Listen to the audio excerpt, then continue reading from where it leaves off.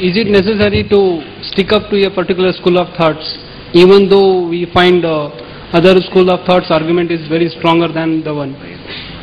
I am asking it because of one scholar told me that it is haram to do so, that you are following a Shafi mazhab, a Hanafi mazhab. If you find an argument regarding Rafidan strong in Shafi mazhab and doing it is haram, please.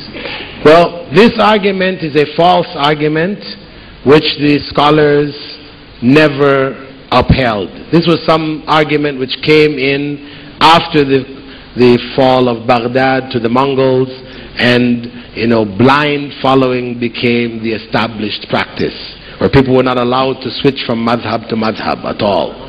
So this is not in keeping with the way. What I just gave you examples of Imam Shafi'i, who switched. Didn't he switch? Didn't he switch from following the rulings of Imam Malik in certain areas over to the rulings of Abu Hanifa and then over to the rulings of Imam al-Layth? I just gave you an example. Leading scholars did that. Sahaba did that. This is the way of the companions. That if you find stronger evidence, the students of Abu Hanifa, Muhammad ibn Shaybani and Muhammad ibn Yusuf, right? Abu Yusuf, and Zufar, all of them differed with Abu Hanifa in many rulings. In fact, they say over 50% of the madhab they changed. They found other information and they cancelled the rulings of Abu Hanifa. So, if those students, leading students of Abu Hanifa, can go against his rulings and establish other rulings, who are we afterwards if we find something more correct? And as I mentioned, all of the leading scholars held that if an authentic hadith comes to us, it is not permissible for us to leave that hadith for the sake of the opinion of anyone. Okay?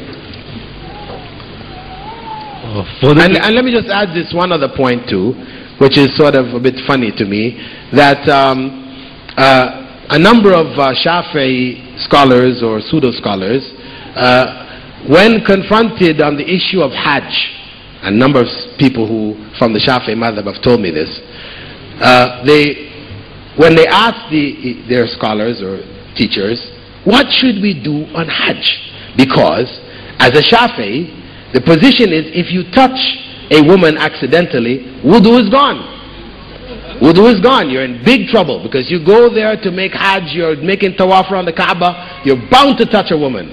Means you're bound to lose your wudu, means you go to find a bathroom, it's far away, you come back, by the time you get halfway around, you touch another woman, back and forth, you will not be able to even complete your tawaf.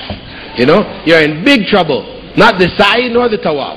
So what do these scholars tell them? They say, listen, when you make your niyyah for Hajj, labbaik Allahumma hajjan, add to it Hanafiyan, as a Hanafi. You add that you will be a Hanafi, you make the niyyah for being a Hanafi during Hajj. When you come back, then get back to your Shafi'i.